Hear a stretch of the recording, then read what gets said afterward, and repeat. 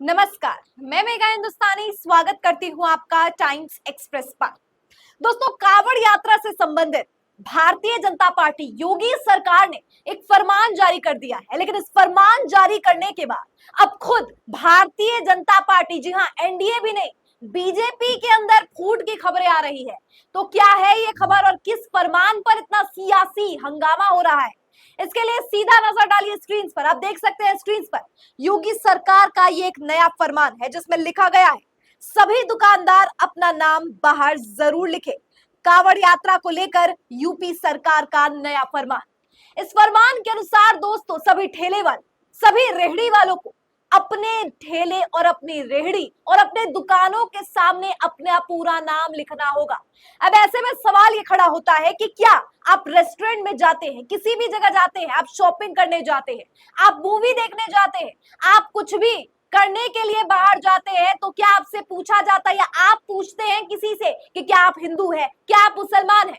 क्या आटा खरीदने वाले से आप पूछते हैं कि आटा देने वाला हिंदू है, मुसलमान है? क्या चावल खरीदने वाले से आप ऐसे सवाल पूछते हैं? बिल्कुल भी नहीं। और तो और, जब रेस्टोरेंट में जाकर आप वेज खाना खाते हैं तो ऐसा भी तो हो सकता है कि वो वेज कोई मुसलमान बना रहा हो, या नॉन वेज खा रहे हैं तो वो कोई ब्राह्मण बना रहा हो। दोस्तों, ऐसे में सवाल ये खड़ा होता है कि यूपी सरकार की क्या मंशा है इस फरमान के पीछे। इसे लेकर सोशल मीडिया पर अलग अलग तरह की प्रतिक्रिया दर्ज की जा रही है। जाकिर अली त्यागी जो पत्रकार है वो लिखते हैं इस बारे में, मुजफ्फरनगर में मुसलमान फल विक्रेताओं का कहना है कि जब से पुलिस ने नाम लिखवाए हैं तब से बिक्री में कमी आई है। जितने फल एक दिन में बिकते थे वह 2 दिन में बिक रहे हैं।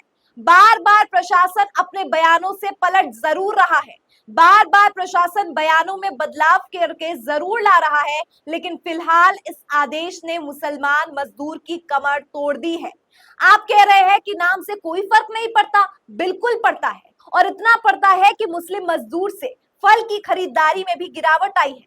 वह सुबह को खरीद कर लाया था, आज शाम तक नहीं बेच पा रहा, जबकि यही आम वो शाम से पहले बेचकर अपने घर जा चुका होता है।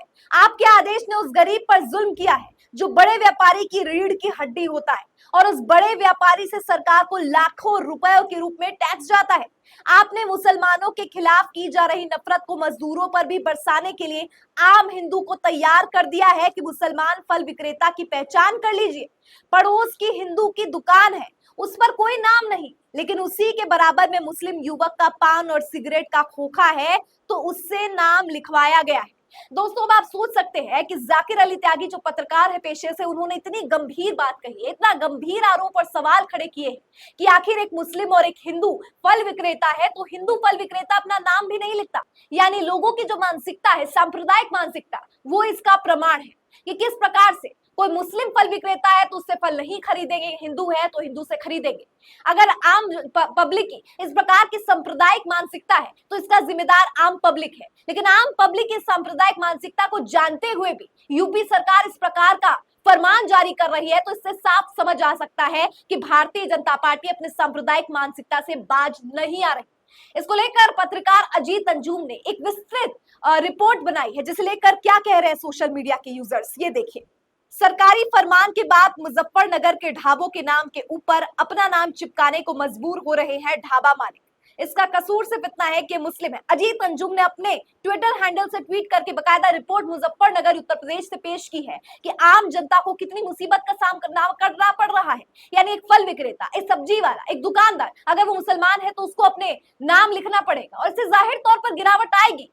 देखिए इसी के आगे जाकिर अली क्या लिखते हैं। मुजफ्फरनगर बाईपास पर साक्षी टूरिस्ट ढाबा मालिक लोकेश भारती के पास पुलिस पहुंची और कहा, होटल में जितने भी मुस्लिम काम करते हैं सभी को काम से हटा दो। लोकेश पार्टी को प्रशासन के सामने झुकना पड़ा और उन्होंने होटल में काम करने वाले 4 मुस्लिम मजदूरों को घर भेज दिया। अब आप समझ सकते हैं कि मुस्लिम मजदूरों को घर भेज दिया गया है, क्यों? केवल वो मुसलमान है इसलिए। अब आप सोच सकते हैं कि उत्तर प्रदेश में सांप्रदायिकता कितनी चरम सीमा पर है और खुलेआम ये धंधा चल रहा है कि मुसलमानों को काम से निकाला जा रहा है, मुसलमानों का धंधा चौपट किया जा रहा है। क्या आर्थिक तौर पर मुसलमानों को कमजोर करने की ये योगी सरकार की रणनीति है? दोस्तों, इसको लेकर विपक्ष काफी ज्यादा आक्रोशित है। क्या कह रहा है विपक्ष, देखिए।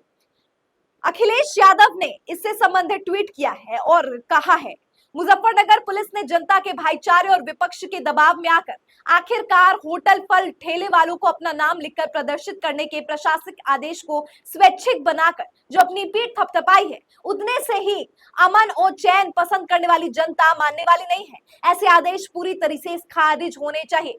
माननीय न्यायालय सकारात्मक हस्तक्षेप करते हुए शासन के माध्यम से सुनिश्चित करवाए कि भविष्य में ऐसा कोई भी विभाजनकारी काम शासन प्रशासन नहीं करेगा। ये प्रेम और सौहार्द से उपजी एकता की जीत है।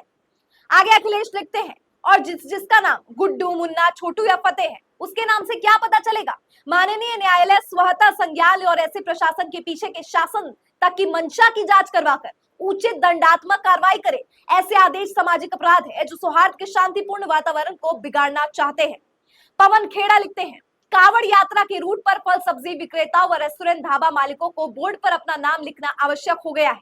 यह मुसलमानों के आर्थिक बॉयकॉट की दिशा में उठाया गया कदम है। दलितों के आर्थिक बॉयकॉट का या दोनों का हमें मालूम नहीं। जो लोग ये तय करना चाहते हैं कि कौन क्या खाएगा, वह यह भी तय करेंगे कि कौन किससे क्या खरीदेगा। जब इस बात का विरोध किया गया तो कहते हैं कि जब ढाबों के बोर्ड पर हलाल लिखा जाता है तब तो आप विरोध नहीं करते। इसका जवाब यह है कि जब किसी होटल के बोर्ड पर शुद्ध शाकाहारी भी लिखा होता है तब भी होटल के मालिक, रसोई, वेटर का नाम नहीं पूछा जाता।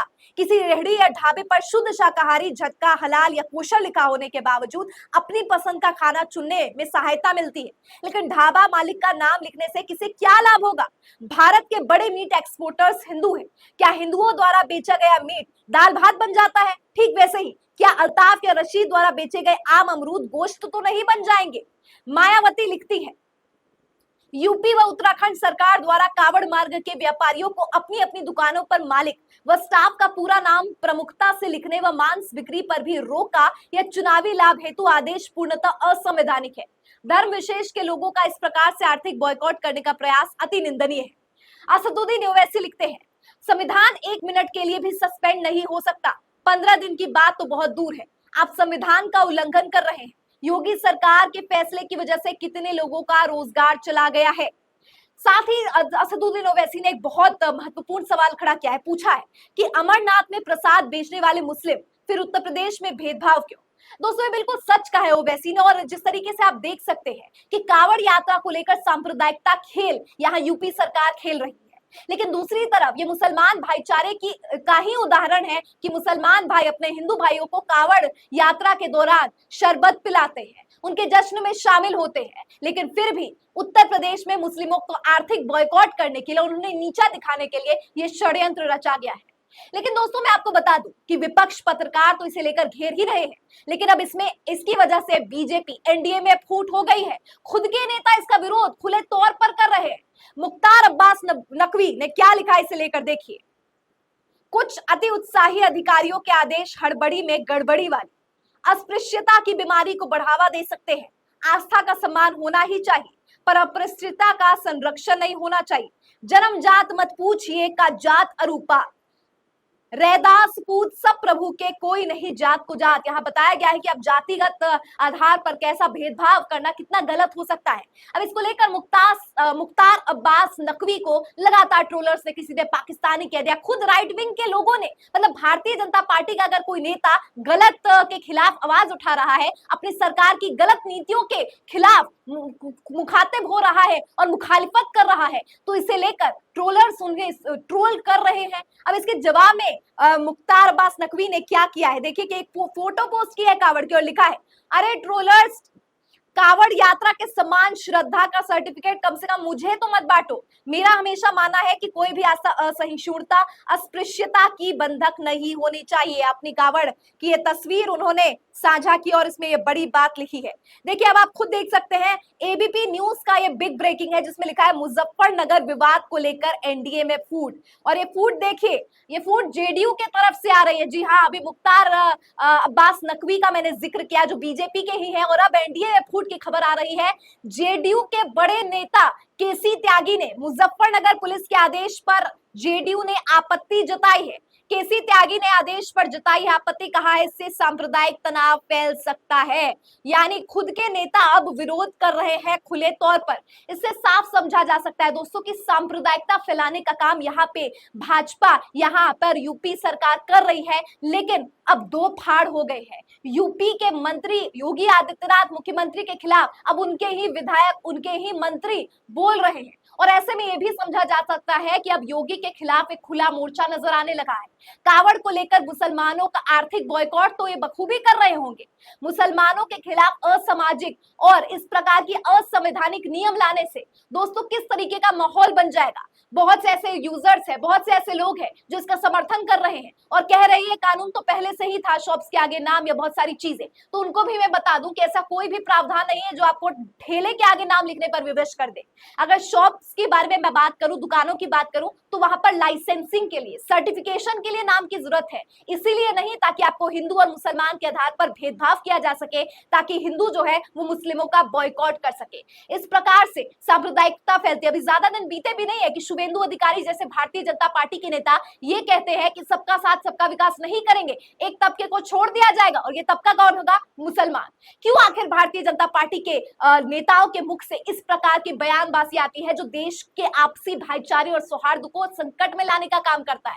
हिंदू अभी भी जाग जाओ। ये देश आपके किस तरीके से आपके धर्म का इस्तेमाल करके ये नेता कोई भी मौका छोड़ना नहीं चाहते हैं। और यही कारण है दोस्तों कि योगी जैसे लोग और भाजपा के चुनिंदा नेता, गुजरात लॉबी और तमाम लोग जो है पहले अयोध्या के नाम पर आपसे वोट लेते हैं, फिर बद्रीनाथ के नाम पर आपसे वोट लेते हैं, अब काशी और मथुरा के नाम पर भी वोट लेना चाहते हैं। लेकिन जैसे आपने बद्रीनाथ में, जैसे आपने अयोध्या में भारतीय जनता पार्टी को मात देने का काम किया है, वैसे ही काशी, मथुरा और देश के अलग अलग कोनों में भारतीय जनता पार्टी की सांप्रदायिकवादी सोच और उनकी नफरत भरी राजनीति पर अंकुश लगाइए अपने मतदान का प्रयोग करके। क्या लगता है इस पूरी खबर पर? आपको कमेंट करके बताइए। फिलहाल मुझे दीजिए इजाजत और देखते रहिए टाइम्स एक्सप्रेस। धन्यवाद।